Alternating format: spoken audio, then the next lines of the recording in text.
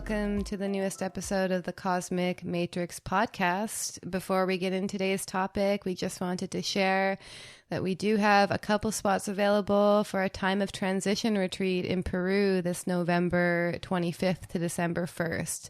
So if you were on the fence about coming to join us deep in the jungle of Peru, we're going to be doing yoga, qigong, meditation, having different talks, all sorts of different exercises.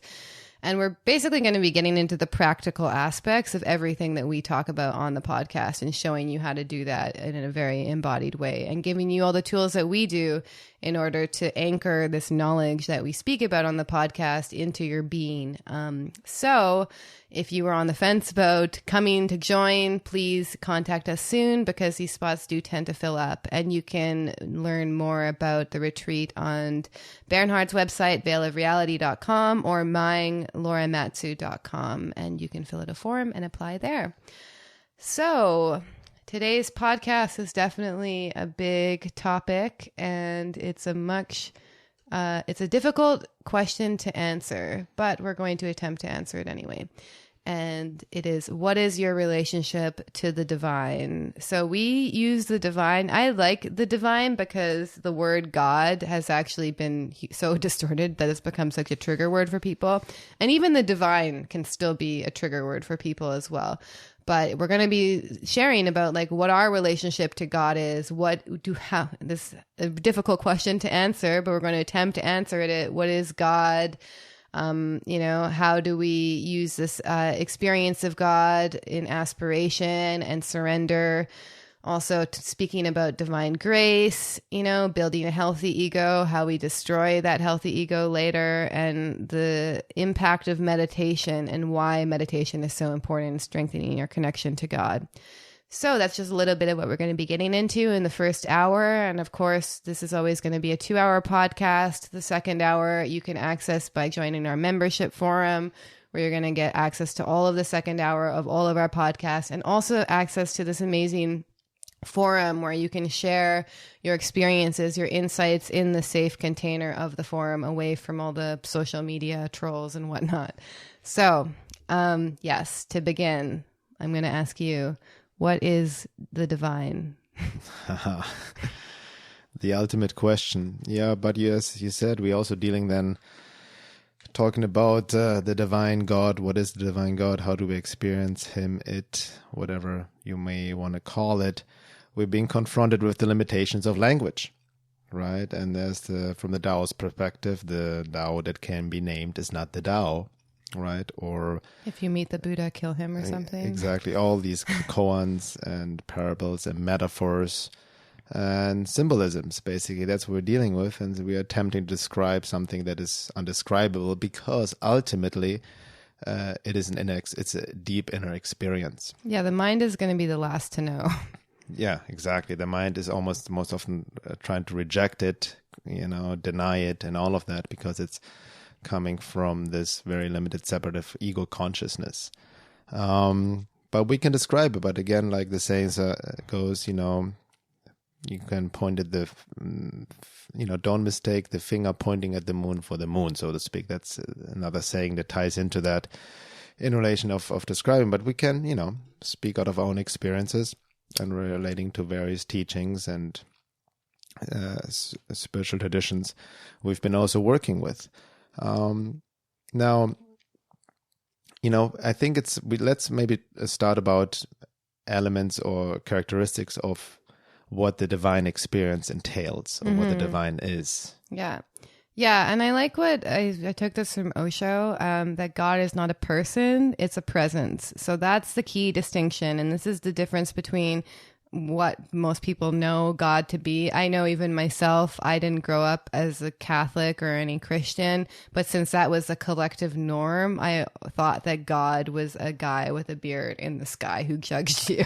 Like, that's what I thought. I grew up around Hinduism, and it was all about, learning that you are through the person that it's about the idea like I am that. That was my main guru, my parents' guru's teaching. And so it was about like more this process of inquiry rather than being like, this is what God tells you should do. It was more related to that. So I was I was raised in a very unconventional religious norm, but yeah, at the same time, when I heard the word God, I thought it was a guy in the sky who judged you, and he had a beard and like a scepter or something. White guy too. Yeah, exactly. But that's the whole thing, is that God is actually a presence. It's an essence. When we're connected to God really deeply in our being, often, we feel joy, we feel love, we feel connection, we feel peace. We also see the meaning in everything around us. Like there is, when I've known, when I've accessed the highest states of consciousness that I have, that there was no conflict between me and the outside world. Like saw everything existed exactly for the reason that it existed. And I saw the meaning in all things. And I was profoundly at peace when feeling like that. So that's the kind of state of being that I think slowly, especially through the embodiment practice, we're trying to anchor down. And so I think it starts really from the bottom up and the top down at the same time. Like there's two different approaches to doing this. So you need to clear out the vessel, meaning do your embodiment work, clear out your traumas from your body. And also at the same time, you have to illuminate the intellect and all the being and spiritualize the being. So it's like happening on two levels. And that's kind of how you merge heaven and earth. And that's at least that's my theory. We'll see what happens. So no, but that's true. I mean, that's exactly the approach of Sri Aurobindo's integral yoga. It's a descent, to bring up, almost like the Kundalini from below, and the descent of the supramental consciousness. Let it infuse your mind, the intellect, to evolve it or clear it to the higher intellect, the intuitive mind, and purify your whole being. And in this purification process, all your shit is going to come up. Mm-hmm. That's the whole point of be it as you mentioned, your wounds and traumas, this lifetime, past life, which is especially more heightened in this time of transition we're in right now. A lot of stuff is coming up, has its purpose to clear the vessel. But even beyond wounds and traumas, even our own ego stuff, right? Our ego identification, which we have talked about in the last podcast, even Reggie Ray talked, the ego itself is actually a trauma response. Yeah. Right? Because it lives in this illusion of separateness. And, what it then also ties into the question about talking about the divine and anchoring the divine and aligning with divine will, then who I am. When you ask the question, what is your relationship to the divine? Well, who are you? Who am I? Yeah. Who am I? Yeah. That's the ultimate question. Know thyself. And I can, that's the deep self inquiry. We also ties into meditation practices and establishing this deeper witness within that can stand outside your personality to observe yourself. And I know my own practice, when I really deeply inquired over the years of who I am, for many times I mistook, that's a word, yeah. Mistook my true self, my ego personality for my true self. The true self, again, what is the true self? Well, that is your divine self, you can say it, your higher self, your soul essence, your psychic being. That is your state, who you truly are. It is grounded in peace and joy and bliss, and not depending on any external circumstances. Yeah. And in my own process, when I was really deeply inquiring, who am I realized that the I who I think I am is mostly accumulated desires based on conditioning, programs, wounds, traumas, social, culturally, ancestral, this ego personality, which is simply not real. Yeah, that's why God is also thought to be like this I am presence, because it's I am without anything after that.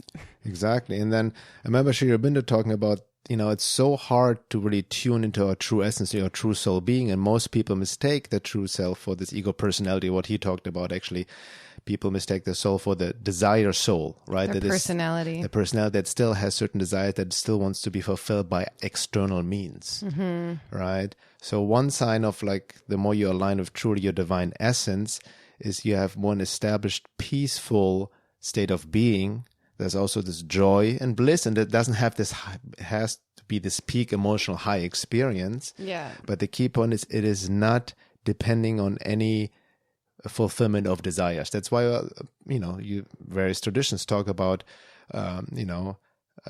letting go of desires. And letting go of desires has been also distorted. It doesn't mean to live an aesthetic life and denying the physical life and all of that, but this non-attachment, truly understanding. And most often, many of us on the path, well, to more or less degrees, but definitely myself, as you progress in your life, the more you realize that nothing in the outside world can truly fulfill you, right? No relationship, no job, no career, no material things, nothing. That's the first step when Buddhists take refuge, as they basically say that, I need to figure out my own mind. I need to figure out my own suffering. I'm going to stop seeking happiness in samsara, basically. So I'm going to go within first. That's like the first step, is like you give up on the outside world making you happy because you see that it's ever changing, that it's going to be full of, life, death, and getting old. And then you start doing the internal journey to figuring out your own mind.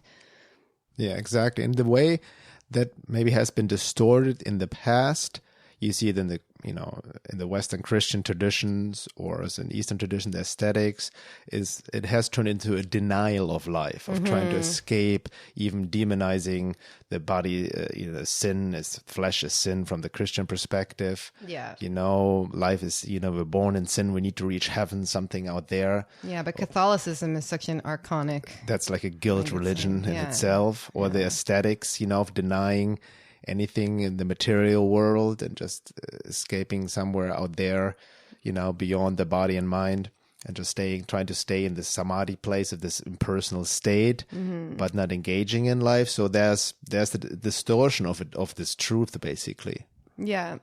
Yeah, exactly. And this is what created people's resistance to the word God. Like, I know when I was growing up, like, I had that experience of God, but all through my 20s, like, I thought like religion was just like basically a big joke until I think I've spoken about this on other podcasts, in my late 20s, I had my first awakening experience where I like literally got down on my knees and prayed what was happening there. I was basically surrendering. I was like, I can't figure out my life situation. I need help. Like, that was basically what happened. But I was surrendering to a higher power. That was the first moment when I gave up the idea that it was only my doing and my own personal will that was creating life. And I was like, I need to request help for some outside force. That's the way I related to it at first. But then I really realized it was this spark within me that just got turned back on, essentially. And I kind of got out of my own ego self, and I was like, there has to be some higher reason why I'm going through what I'm going through,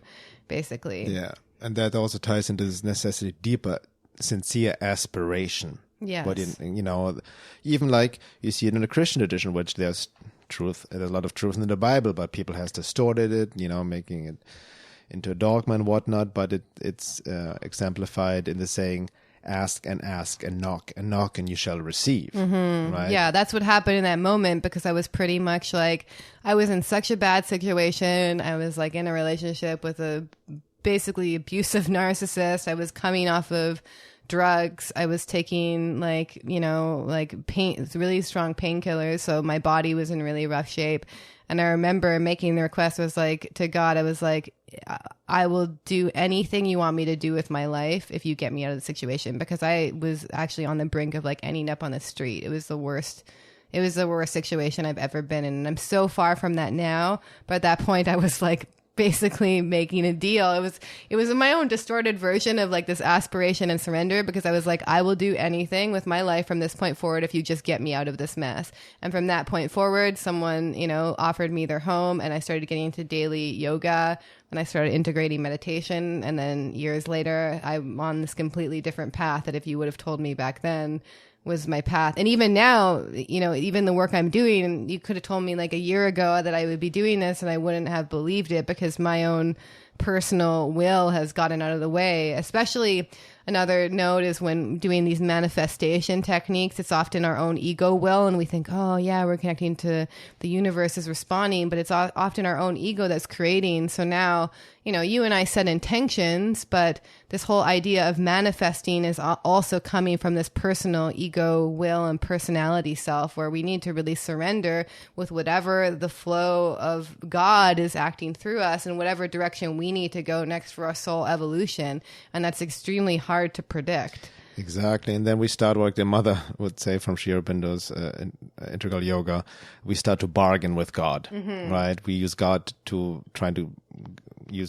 fulfill our own desires, ego desires and whatnot. And it's all about ourselves. And that ties also in people mistake soul purpose for many, many different things, right? Yeah. I have that myself because they mistake soul purpose for a career, for what they do, a vocation, right? Or, anything. It's actually a cultural, social construct, a job, whatever it may be. Yeah. Right. But soul purpose in the true meaning of the word is just your purpose of the soul is basically unification with the divine in whatever way it happens. Yeah. And it's a constant soul purpose is a process enough, not the definition. And like you said, say exactly to you, like I realize now, and I've mentioned this in past podcasts as well, what I'm doing now, I never quote unquote planned on. It was not a career move. It just started manifesting itself or materializing in my own, based on my own process, my own inner aspiration. And then the more we then align with that, this conscious alignment or sincere aspiration with the divine and divine will, as you mentioned, you realize not only the limitation, but the illusion of personal will. Right, of trying to force things, willful doing, and it's more merging the little will, the ego, making it a vessel for divine will to act through you, individualized through you. Yeah, and I think it's a good sign when personal will is leading the way, when things are increasingly difficult. Not to say that you're not going to have difficulties in your life, but it's almost like you're swimming upstream and you're also going through the same stuff over and over again. I feel like that's usually because your wounded personality self is in control. Because once you start aligning with divine will, like you'll start cycling through karma pretty fast. At least in my own experience, it may be really uncomfortable for the ego to go through it because a lot of stuff around you will change in a short period. But you're going to be accessing more of these higher states like joy, bliss, etc. Like contentment. And it's also exactly in this aspiration that also requires a surrender. And that's again, surrender, the word has also been misunderstood, misused. And it's even, I remember Sri Aurobindo talking about it, that the American definition of the word surrender is not the accurate translation of the, true meaning of what it means from a spiritual perspective to surrender to the divine, because it's not a passive thing. It's not you're just like, I'm surrendering to the divine and there's no action, just being here in samadhi, don't do anything. Surrender is more, it's actually an active state to let a higher force, this true force, the divine force, act through you and use you as a vessel. And then action becomes even more powerful. Yeah, and exactly. And that surrender, I find, is very often accompanied with devotion. Like, unless you actually have, it's about this relationship as well. Unless you have really devotion to your true self and devotion to the connection to God that is connected within you, then that surrender is not going to be very easy, because you'll be like, the ego is always thinking like, what's in it for me, etc. Exactly. That's I want to note that, because like you mentioned at the beginning, I also want to address that the word divine, especially God, was definitely triggering for me, at the beginning of my spiritual path. And personally speaking, I definitely had a different upbringing than you, but I was also not religiously brought up. My dad is a scientist, atheist, doesn't really believe in God. And my mom, was raised as a Protestant in Germany, but it was more because of social customs. We went to church once a year for Christmas because everybody else did. You didn't have any like profound experiences there or anything at church? Yeah. No.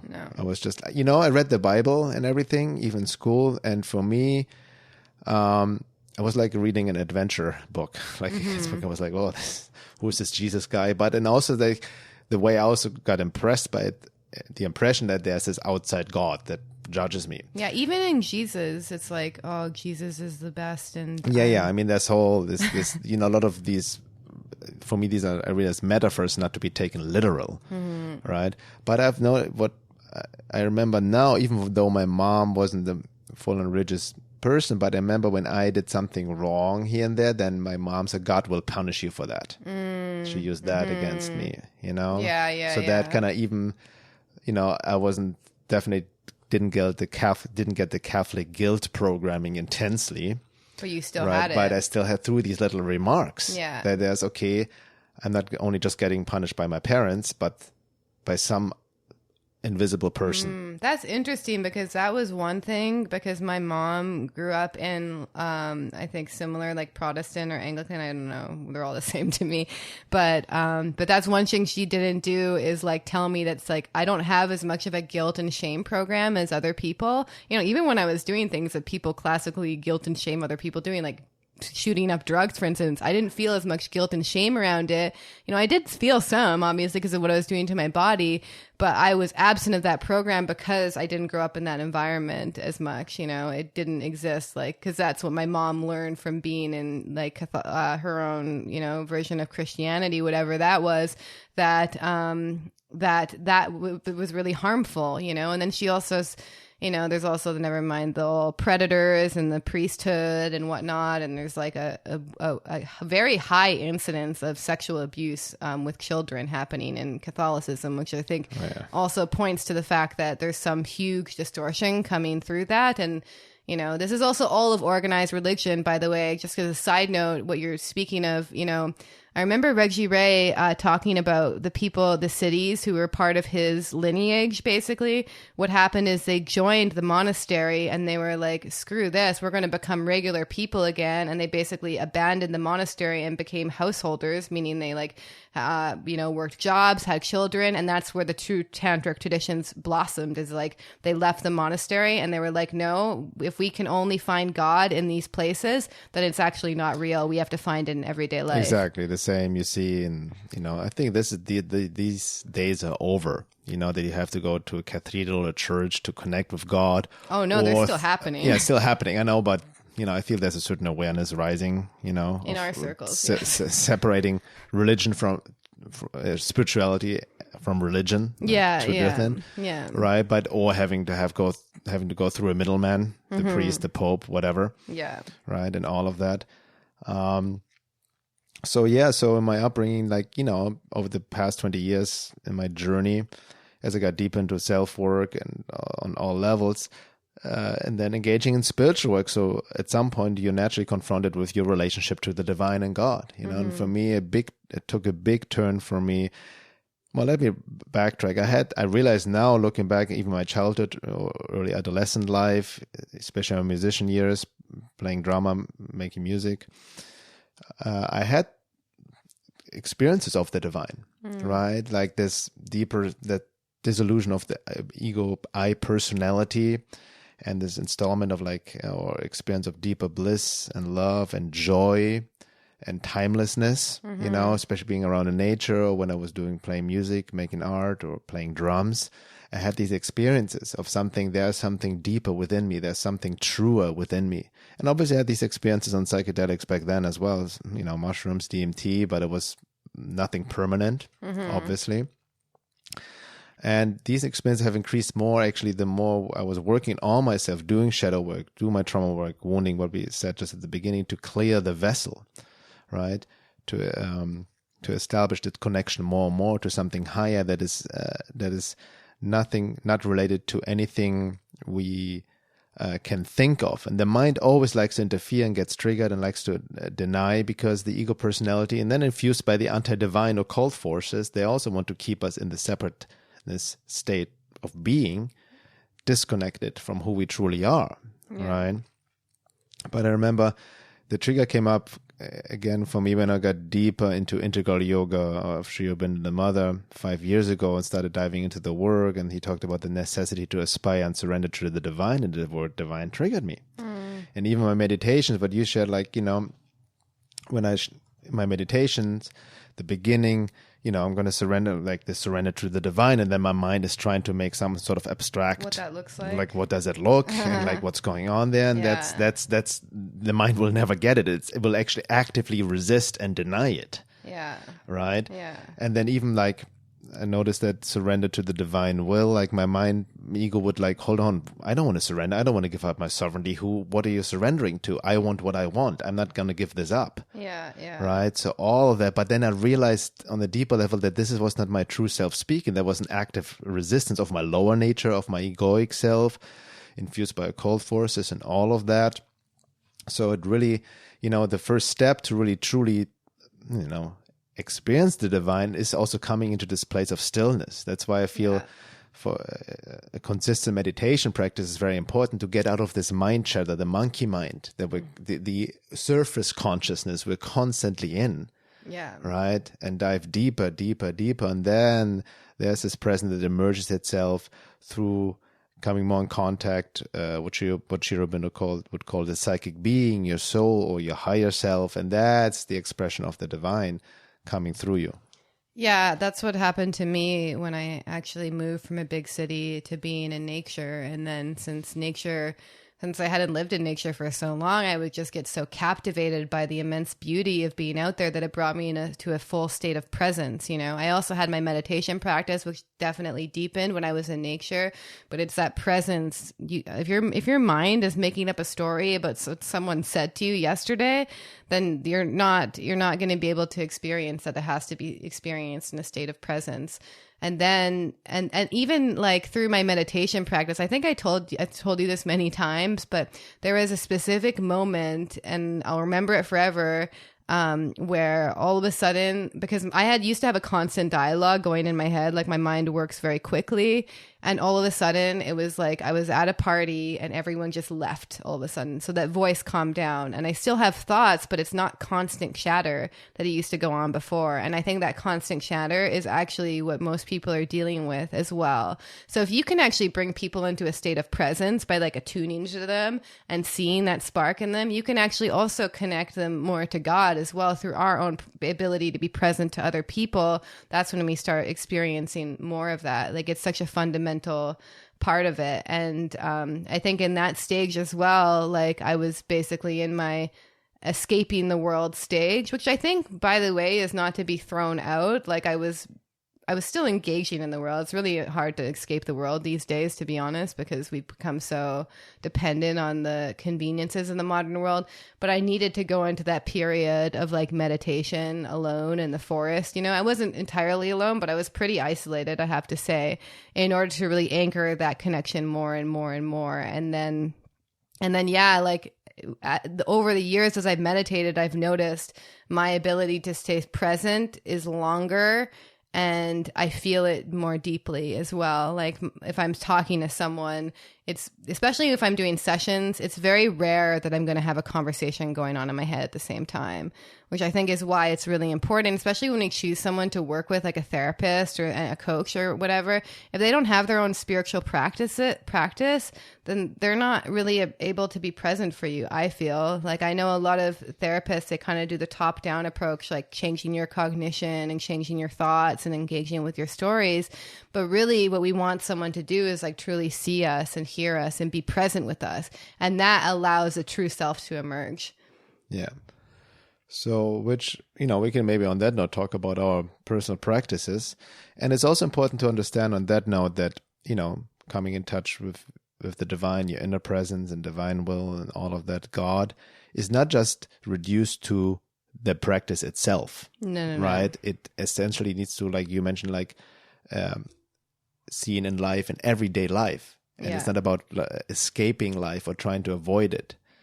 Avoid life, you know. Before I get into that, just something else came into me to want to speak about, because we mentioned at the beginning the distortion of God and divine in regards to dogmatic traditions of escaping life, right? Reaching heaven, the ascetics or the Catholics, right? Denying the physical world and all of that. This is Maya, this is an illusion. But there needs to be reversal. We need to anchor and spiritualize our being in the world and embrace life, right? To spiritualize the world.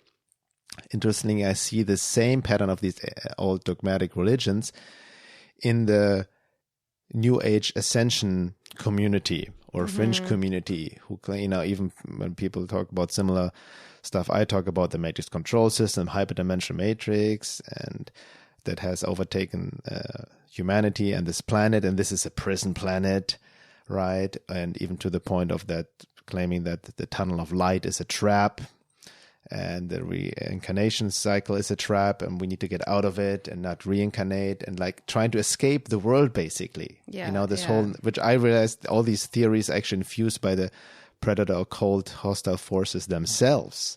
And in the as truth well. movement, I don't hear them talk about like God or anything. No. That's many of them. They're mostly atheists. Many no? atheists, especially anarchists, no relationship. Yeah. That's what I see. You know, there's the baby being thrown out of the bathwater. Not many people have actually deeper spiritual practice. But interestingly, I see the same mindset about ascension, escaping the world, getting away, getting out of here. Oh, yeah. Right? Yeah. And it's the same approach like the aesthetics or even the Catholics. Like, we need to reach heaven. This world sucks, or this is sin. This is evil. And by the way, that's also a red flag whenever you see the New Age people be like, oh, I'm ascending. I've reached 5D, now 6D, now 9D, now 11D. You know what? Sorry, go ahead. Because what I've noticed just in my own experience, because I've accessed states of consciousness that are way above my regular range, you know, and that just shows me how much more work I have to do, because it's about anchoring that down. And yes, we can touch these peak states or peak experiences, but the reason that they're peak experiences is because our normal baseline is actually quite low. Exactly. Yeah. That reminds me of what Adi Shanti said, that we don't need to seek out altered states of consciousness because we are in an altered state of consciousness already. Right? This is not who we truly are. Exactly. But going back, that's what I come to realize too. This whole, especially nowadays, moment with people talking about ascension into 5D, 6D, 7D, this ascension process, right?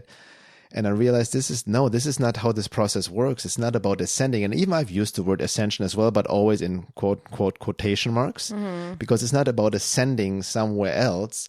In the end, it's about bringing down the descent and ascent at the same time to anchor the divine force in the body as the vehicle for quote unquote ascension to a high state of being. It doesn't mean we are going into some, all these New Age ideas of people throw these words around 5D, 6D, 7D. They just become like without picked it up somewhere, and then they become memes almost. Yeah.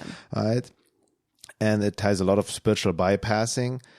And typically very ungrounded people, by the way. I'm making a generalization, but typically. Definitely. Right. When there's actually, again, it's not about escaping this world, not about ascending into some other reality or dimension. It's like, no, we're bringing it down here into the world, into our bodies, and embracing life more fully. Right. Yeah. So, that's just almost on the side now. That could be a topic on its own. But I see this, again, a lot of what I see in the New Age or in the fringe movement about trying to escape this planet, this matrix, is no different what the aesthetics did in India or the Catholics, dogmatic Catholic Christians of, seeing that, we are born in sin and we need to go upward somewhere into heaven and not come back here. That's what also Buddha did before he started teaching people meditation. He was one of those ascetics. He used to like meditate in graveyards and do the whole aesthetic thing for a while. And then through, I don't know, from the time he came enlightened, I suppose, he was just engaging the world, just teaching people meditation. So I feel like there's a point, where people try those kinds of things and they try like abandoning, on the more extreme New Age things, people become breatharians, they try and get as grounded as possible, and then they need to anchor themselves back down. They're trying to forcefully achieve a state. Yeah, which by the way, it reminds me, I think we've said this on other podcasts, but Reggie Ray has this great quote. He's like, when you think, it's in regards to your own spiritual process, when you think something is happening in your spiritual process, nothing is happening. And when you think something is nothing is happening, that's when something is happening. Yeah, because I think also what people ask, I remember that we had this discussion on one of our Zoom calls with the membership group on the forum. People had talked about, well, how do you experience the divine? And people think that's just this, this higher bliss, enlightened state of full ecstasies and angels playing harps next to you and all of that. Mm-hmm. And there can be sometimes peak experiences, but for my own personal experience, it's very subtle. It's more a subtle experience beyond the mind, beyond the five senses, of really recognizing the interrelationship of it all, to really on an embodied level know, not intellect, that there's nothing wrong with reality and everything has its place. And I'm not saying this as a New Age cop-out, but it's a deeper inner experience, right? That there's something else working itself out, and understanding that the limitations of my perceptions and ego, what I divide between good and bad, and all of that, not even coming close to understanding the bigger picture of what is anchoring itself here, right? What is truly happening. And also But I've talked about the role of evil and these forces that have a teaching function and the play of duality. So it's more this recognition on a deeper level, and then actually truly seeing God, the divine, in other people. And I've experienced this, like we experience in our relationship, but I experience this in daily life sometimes when I truly intuit out of my mind, embodied, not only in body, but connected to my essence. Look into other people's eyes and I see the divine spark in them as an expression of the divine. I see this a lot, especially when I work with clients one-on-one after, when I do body work, there's a deeper connection, like you are me, I am you, right? And you can see through the appearances, through the crust, through the wounds and traumas, and there's a deeper recognition on beyond the five senses, right? And that's, for me, the experience of the divine, and it also manifests in synchronicities. I even see this in what we call people who are asleep, or quote unquote simple people in everyday life. The person, at the grocery store checks out my food, or whenever we go, like this, when you can drop into that, if you get out of, if you're able to get out of your ego separative consciousness. Yeah, because I think what you're alluding to is just a state of being, and I think especially I think what people are mistaking for like this higher spiritual awakening happening, because so many people are interested in spirituality. What I see personally is actually there's a lot of spiritual materialism happening there, and a lot of people's egos getting caught up in spirituality. That's just what I see. Maybe that's a projection from within me, but I don't like true spirituality. I feel I've seen a higher level of being in people who have no spiritual practice. You never know where you're going to find it. And especially like, randomly I'll see, I've noticed if I make eye contact with people who are like begging the street for money, often because they've basically surrendered in a way, there can be a high level of presence and being there as well. But I just wanted to, what you just said about, it's not about becoming something out there. I wanted to quote Reggie Ray's quote when he's referring to Tantra, like true Tantric, not this neo-Tantra where you have sex parties and engage with strangers, but true Tantra is using all of reality as a spiritual process, basically, like engaging.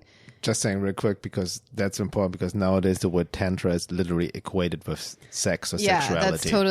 That's a distortion, but that happened for a reason, I'm sure. But okay, so it's two quotes together and we're just going to read them together. Tantra is found in the raw human emotions. It's found in the meltdowns. It's found in the incredible, painful disruptions we have with the people we love. It's found in the earth under us. The important part is that spirituality, as it's viewed in the tantric tradition, is not about becoming someone higher, bigger, or better. It's not a self-improvement technique. That's a key thing.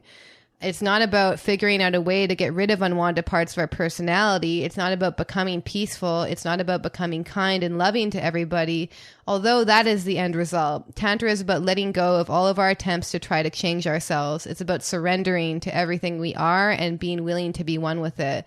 And that's also how we go through this process of transmutation in our emotions. The more that we try and deny our anger, which is what a lot of these religions are about, like denial, the more we're actually not allowing that transmutation process to come forward. And they talk about that in, a lot of trauma resolution is like, you have to feel it in order to heal it. So the more that we're being like, oh, we shouldn't be this and this and this, a spiritual person isn't this way. That's actually the gateway that we need to enter to embody more compassion for ourselves and the human experience. Yeah. Exactly. Beautiful. Very beautifully said. To bring it out into everyday life, not to escape life. I would also notice the more I come in touch with my true essence, you can call it the divine, through this internal alignment, the more I naturally embrace life.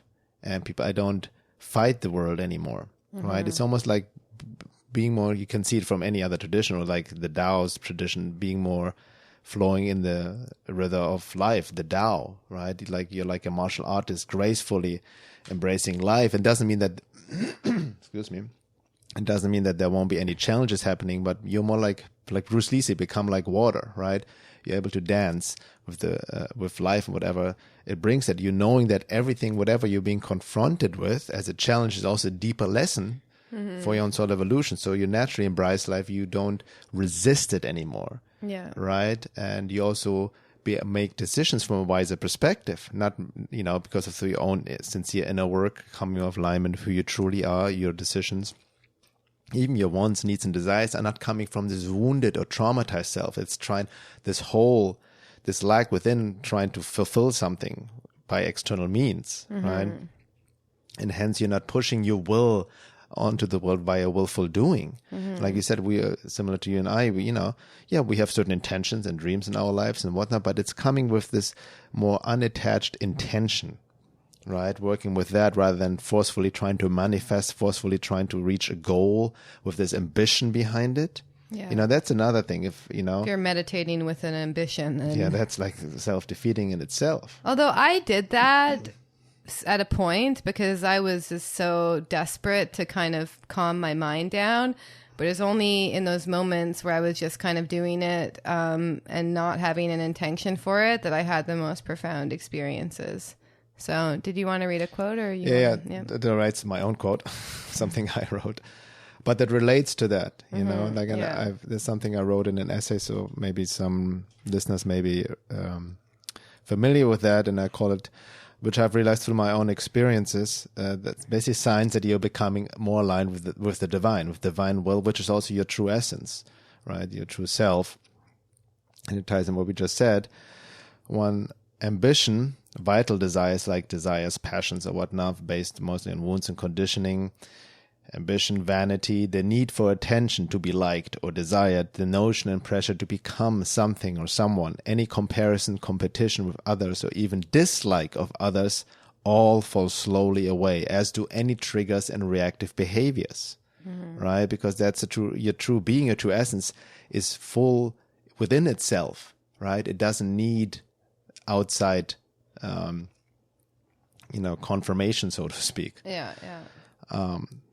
Second one, a deep and embodied sense of peace, trust, of faith, and being taken care of, and as in trusting in the flow of life, knowing that any challenge that will come up serves as a deeper lesson for the purpose of a true awakening. That's what I mentioned before. You're not fighting the world. You're not getting into anxiety, worry, or fear because when the ego is in charge, it always sees everything as a threat. Yeah, it's fearful. Fear of death, right? It's fear of everything. Exactly. And then it goes to the next point. It's the end of fear and blame, the death of ego identification, and the rebirth of the real I am, embodied spirit, soul, individualizing, expressing itself uniquely through you, connected to all that is. Then willful doing dissipates, to be replaced by an embodied responding to what is and what life brings that is uniquely tuned to your soul lessons and talents. It guides you from an embodied inner place without expectations and attachments to outcome. And like I just said before, goal setting and ambition are replaced with a quiet aspiration with intention, but without expectations or need to control. Making choices and decisions don't stem from a thought process anymore, any head-centric analysis of should or shouldn't, but emerge from a gut level of non-verbal intuitive knowing, deeply tuned in with your soul and the divine. Which also reminds me, expression of becoming more in alignment with the divine, your true self, is also the spontaneity. Right? Yeah. And spontaneity, not just reckless, like I'm doing whatever here and there, driven by your passions, right? Yeah, you know what I mean? There's something different. Yeah. There's a deeper. Yeah, that's not spontaneity though. That's like you're driven by almost your animal nature more than anything now. Yeah. And then life becomes like a dance in the river of life, as we don't find the current anymore, being zoned and locked in the rhythm of life, the Tao, aligned with divine will. Yeah. So these are some aspects I've experienced in myself, and it's not easy. I mean, I'm not saying that I'm always aligned completely in that flow. Yeah. Right. My own stuff comes up, my triggers. Sometimes, I'm better aligned than others. I'm not enlightened. Right. Yeah, I've only been in that state that I know of once completely with my whole being. And I remember this is so cliche, but this was what happened to me. There was this like cave outside Rishikesh where these enlightened sages went to go meditate in. It's a high spiritual hotspot. You know, any place where the people were meditating for a really long time, you start building up the energy there. But I think it was like 2 hours of meditation I did there. I had like a cab driver who drove me there and just waited outside the cave for me, essentially like up the path. And then I remember like in my meditation, I can't even describe it, but it was basically like all my nadis were unlocking. Like there was some weird rearranging of my assemblage points, I guess you could say. And I didn't actually feel anything in the meditation, but then when I went out in the world, I was profoundly at peace with everything. There was like no resistance. I saw the meaning behind everything without even being able to tell you what it was, like, but just this profound sense of peace and appreciation and love for everything. And because I was so used to my own like ego being in control, I remember my ego was getting in the way of just embracing the experience and being like, how are you going to manage being in the world like this? How are you going to get everything down? It's like my super ego came down, and this is just my own state of being that was in my body, but my own super ego was still judging it. And I've experienced before that super ego coming in and kind of judging the experience is often what kicks you out of it as well. Or another thing will come in and it'll be like, oh my God, I'm so enlightened now. I'm so much better than other people. That's another thing that comes in as well. The ego hijacking these experiences, right? Exactly. But that, I think in my process there, because I was really sincere and I was like, okay, I'm going to go meditate, you know, in this certain ashram, which had really good energy. And I was really sincere in my process. And that was one moment, in exactly the moment when I felt it shouldn't have came, I was actually hit by my first really profound experience of divine grace. And I've told this story to you, but I want to tell it to the podcast listeners so at ashrams, you're not supposed to smoke weed and go in there. It's just like a rule that exists, you know? But I found in my hostel that I was staying at before I was staying in this ashram, this guy who was selling hash. And I was like, so I got some and I smoked hash and I went to the ashram to meditate. And right when I was about to enter the room of basically the guru who had left his body, I felt this energy being like, don't enter. And I was like, okay, I'm not going to go in. It was very strong, almost like a psychic force field. And so I didn't go in. I went outside his room to meditate anyway, and I started listening to the Gayatri mantra, which we've played at our retreat as well, and it's a very powerful version of this song. That's actually, I found out, was the mantra of that ashram. So I was listening to that mantra, and I was also, you know, just whispering it to myself, and all of a sudden I actually felt that energy of the guru in front of me. And and at that moment, it was like I was instantly forgiven for everything wrong that I ever thought I did, including my own judgments about smoking pot. And I really realized it was only my own judgments that were creating that, and that nothing was wrong. And that that's all, the only way I can describe it is being like, imagine feeling in a completely embodied way, instantly forgiven for everything that you think you've done wrong. Because from the perspective of God, that's actually how it is. Like even the person who's the murderer, the mass murderer in solitary confinement, from a God perspective, God has already forgiven them. That's how I feel. So that was extremely, and I just was like sobbing the entire time. And it was probably my most intense experience of God. And it made me realize how much, you know, the mind and our own super ego judges ourselves for things. I think that also comes from maybe this long tradition of shaming ourselves for things that we do and saying that there's right and wrong. You know, obviously there are actions that can bring forward more positive experience in our life, but it is all a lesson on the greater perspective. And we give ourselves the hardest time, actually. Exactly. I mean, in the sense, even from the Zen perspective, they say thought is the source of all suffering, right? And especially our internal dialogue, be it even infused by occult forces injected. These are not even our own thoughts. We have picked up, you know, from childhood, our parental stuff, society, and our own internal critic, you know, which is not who we truly are. We have to keep this in mind. That's why also when you work with people, there's this aspect of rejection as well, which has its place. And Sri Aurobindo talked with the triple transformation of aspiration, rejection, and surrender. Aspiration to the divine, rejection of our lower nature, and surrender to the divine. And I think that's also just rejection of the outside influences that do not support our spiritual path. Reject, because it can be tricky. You don't want to fall rejection. You don't want to fall into the trap of the aesthetics of suppression or just and denial. Allowing your own ignorance, being like, oh, I'm just going to forget that or something. Exactly. But rejection of sometimes these thoughts come in, the inner critic, because your true self would not have negative thoughts about yourself. Yeah. You know what I mean? And you also have the discipline. It's like if you don't reject certain impulses in you're often a very undisciplined mind. Like exactly. If I'm like, oh, I'm going to go look at something that I know is going to be damaging to me, like watch some violent TV show. I don't watch violent TV shows, just an example. You have that thought.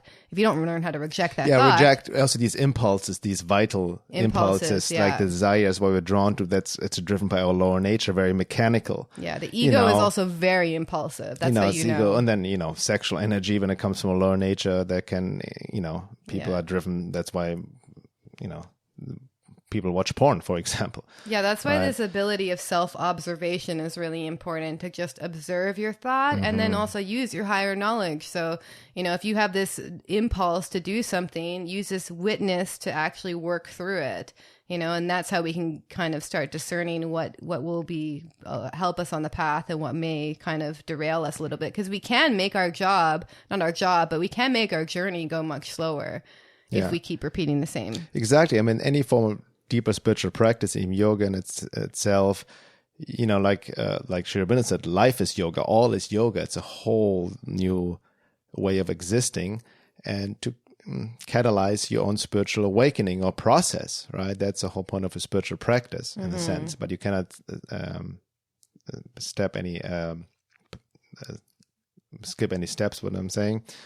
But, that's why in terms of what you just mentioned, the importance is to establish the witness, the observer. That's why it comes into the question again, a very important question on the path, what we mentioned in the beginning: who am I? Know thyself. Who's my true self? And like I said, most people, myself included, are on the journey mistake all kinds of ego identification, wants, needs, and desires for a true self, which is not who we truly are.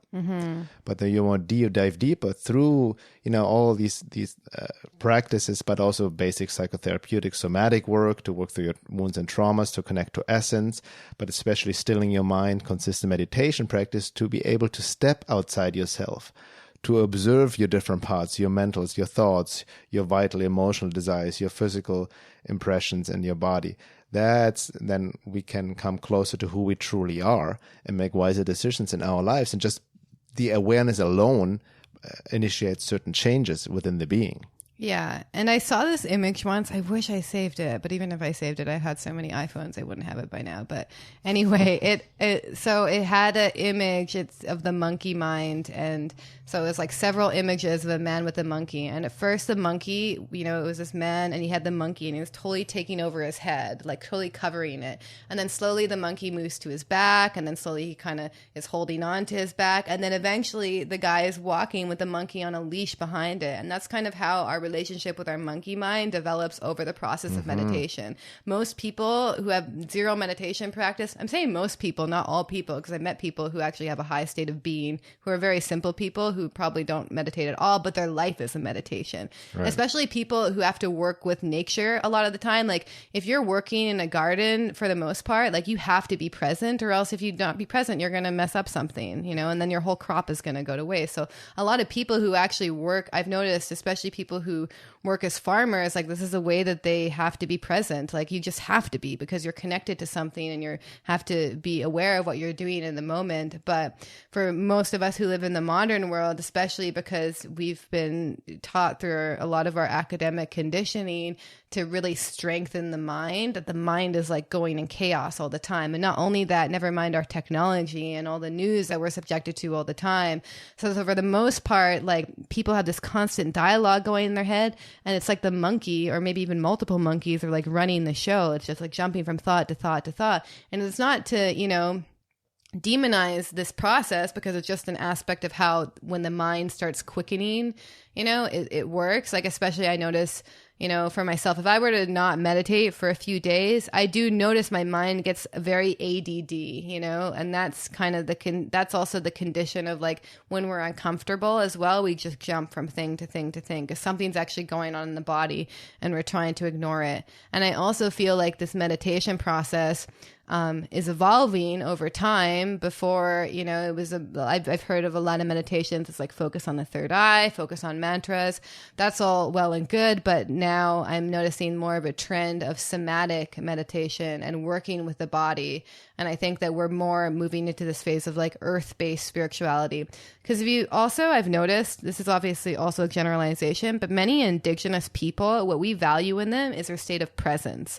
Like they're very grounded, present people, typically, even if they have no spiritual practice at all. It's just in their lineage because their ancestors were working with the elements. They're working in tune with nature. They're not as far removed as some of us.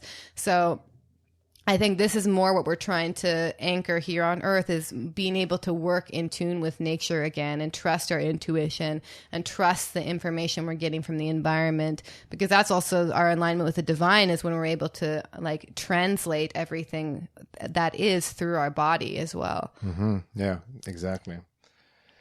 Well, as we getting closer to the end of the first hour, yeah, definitely in the second hour, I would like to get more into also getting into more practical advice with regards to a consistent spiritual meditation practice. We can share more what we do personally, but also on recognizing it's an individual process. Yeah, I will take on later on. Also, it's very important to understand the actual necessity to build a healthy ego first before we can surrender to the divine, because that's missing in our Western civilization as well. A lot of people deal with a very low self-esteem, low sense of self-love, insecurities, wounds and traumas, who, we can almost bypass a necessary process of healthy ego creation before we can truly surrender to the divine. And Sri Aurobindo talked about this, Gurdjieff as well. Like you need to, or what is the quote by Carl Jung? The first half of it's something I'm paraphrasing, but something like the first half of your life is related to building a healthy ego, and the second half is destroying it, or something along those lines. Yeah, but there's truth in that. There's a paradox, but there's truth to that. Yeah, right.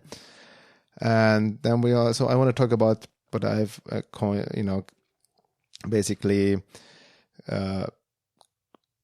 found out to be the 4 steps of holistic inner work. I want to go deep into that. I'm actually writing an essay about that as well, that relates to physical, mental, psychological, and spiritual work.